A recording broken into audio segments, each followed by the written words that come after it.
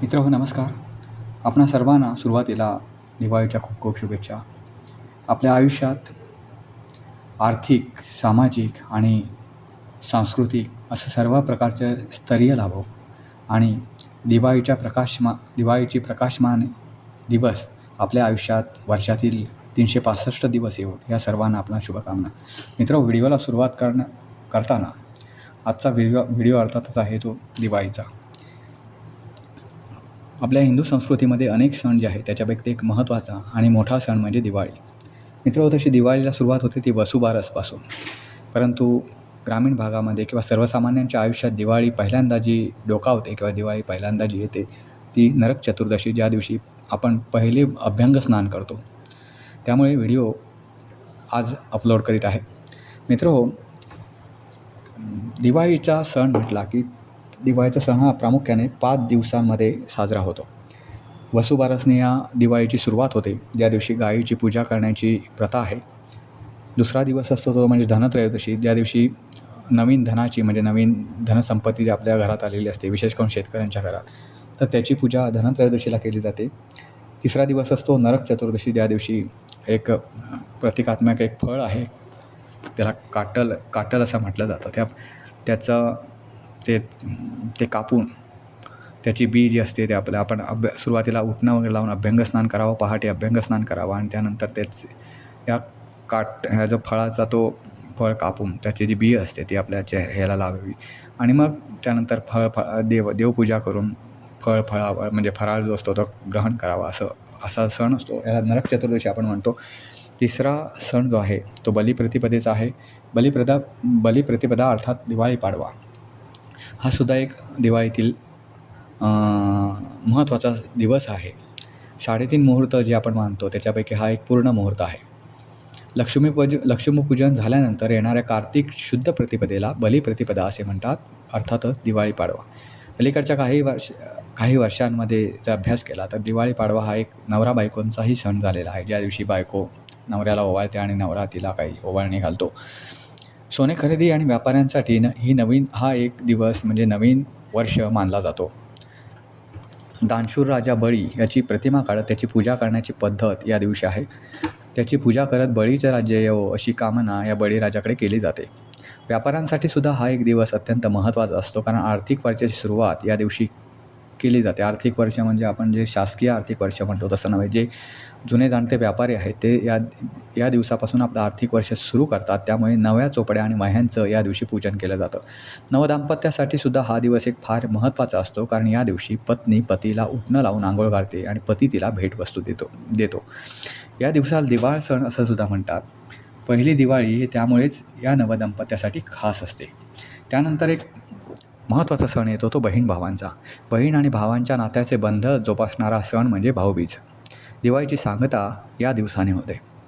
या दिवशी बहीण भावाला ओवाळते, त्याच्या दीर्घ आयुष्यासाठी प्रार्थना करते. मित्रांनो, ओवाळणी म्हणजे आरती आपण जी करतो त्याच्यामागे खूप मोठी परंपरा आहे, त्याच्यामागे खूप मोठा भाव आहे. कारण आरती आपण अशा व्यक्तीची करतो की त्या आरतीच्या रूपानं आपण त्याच्या दीर्घ आयुष्यासाठी प्रार्थना करीत असतो. कार्तिक शुद्ध तृतीया म्हणजे भाऊबीज अशी या सणाची ओळख आहे. या दिवशी अनेक दंतकथा प्रसिद्ध आहेत, कारण या दिवसाबाबत अनेक श्रद्धासुद्धा आहेत.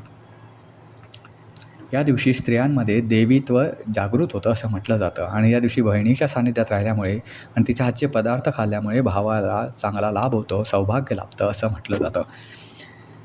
यमराजाने आपले बहीण यमुनेच्या घरी जाऊन तिला वस्त्रे, अलंकार इत्यादी वस्तू देऊन तिच्या घरी भोजन केले, म्हणून या दिवसाला यमद्वितीयासुद्धा म्हणतात. यमुना नदीत स्नान करणं या दिवशी पवित्र मानलं जातं. असे केल्यास त्या वर्षी तरी यमापासून भय नसते असं आख्यायिका आहे. अपमृत्यूची भीती करण्यासाठी हा दिवस महत्त्वाचा मानला जातो. बहीण भावांचा हा सण असल्यामुळे बहिणीने या दिवशी भावाच्या आवडीचे खास पदार्थ बनवावेत. या दिवशी भाऊ बहिणीकडे येतो, म्हणजे जर बहीण सासरी असेल तर भाऊ बहिणीकडे जातो. बहिणीने भावाला ओवाळायचं असतं आणि भावाने ओवाळणी म्हणून बहिणीला भेटवस्तू द्यायची असते. भावाच्या दीर्घायुष्यासाठी या दिवशी अपमृत्यू निवारणार्थ यमाला दीपदान करण्याची सुद्धा पद्धत आहे. मित्रहो, दिवाळी म्हटली की आकाशकंदील आणि रांगोळी यांची खूप मोठी परंपरा आहे आणि खूप मोठी त्याच्यामागे प्रथा आहे. रांगोळी ही सौंदर्य आणि मांगल्याचं प्रतीक मानलं जातं. त्यामुळे घरासमोर काढलेली रांगोळी ही मांगल्य, शक्ती आणि उदारपणा याची चिन्ह मानली जातात. नकारात्मक शक्तींना दूर ठेवण्याचं काम ही रांगोळी करीत असते. त्यामुळे घरात शुभप्रसंगी नेहमी घरासमोर रांगोळी काढावी. रांगोळी काढण्यामागे अशीही एक धारणा आहे की त्यामुळे नशीब फळफळतं आणि चांगल्या गोष्टींना आमंत्रण मिळतं. आकाशकंदील हे सुद्धा एक मांगल्याचं प्रतीक आहे आणि महत्त्वाचं म्हणजे दीपावली हा सण दिव्यांचा असल्यामुळे, प्रकाशाचा असल्यामुळे या दिवशी आकाशकंदील लावून घर प्रज्वलित करावं किंवा घर सुशोभित करावं असं म्हटलं जातं. आकाशकंदिलाचा रंग आणि त्याचा आकार हा सुद्धा आनंद प्रदान करणारा असतो. त्याप्रमाणे भारतात दिवाळी साजरी केली जाते, त्याचप्रमाणे इतर देशांमध्ये सुद्धा दिवाळी हा सण अतिशय आनंदामध्ये साजरा केला जातो. नेपाळमध्ये दिवाळी या सणाला तिहार या नावाने ओळखला जातो. हा 5 दिवसांचा सण असून काग तिहारा या उत्सवाचा पहिला दिवस असतो.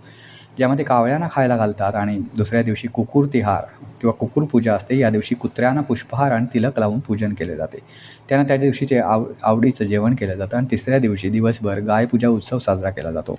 त्या दिवशी सायंकाळी लक्ष्मीची पूजा केली जाते आणि चौथ्या दिवशी लोक वेगवेगळ्या प्राण्यांची पूजा करतात. 5व्या दिवशी अर्थातच आपल्या हिंदू परंपरेप्रमाणे भाऊबीज साजरी केली जाते.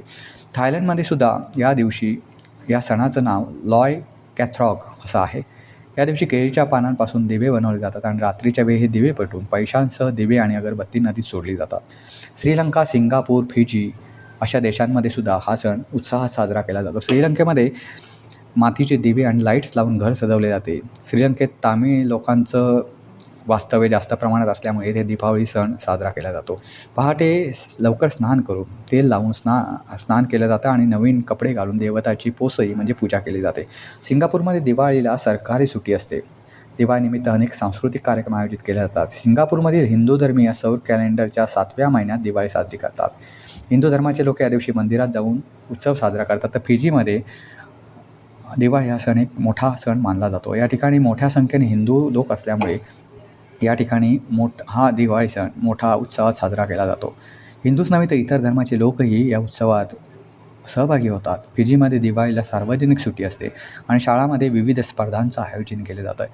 हिंदी, इंग्रजी आणि फिजियन भाषांमध्ये चर्चासत्रंसुद्धा आयोजित केली जातात. अनेक शाळांमध्ये पारंपरिक लक्ष्मीपूजासुद्धा केली जाते. मित्र हो, ही दिवाळीची माहिती तुम्हाला कशी वाटली? देशोदेशीच्या दिवाळीचा सणाचा केलेला फेरफटका तुम्हाला कसा वाटला ते कॉमेंट बॉक्समध्ये नक्की कळवा. व्हिडिओला लाईक करा, शेअर करा आणि चॅनलला सबस्क्राईब करायला विसरू नका. पुन्हा एकदा आपल्या सर्वांना दिवाळीच्या शुभेच्छा. ही दिवाळी तुमच्या सर्व मनोकामना पूर्ण करो. मित्र हो, या शुभेच्छांसह आज निरोप घेतो. पुन्हा भेटू एका नवीन व्हिडिओसह. तोपर्यंत नमस्कार.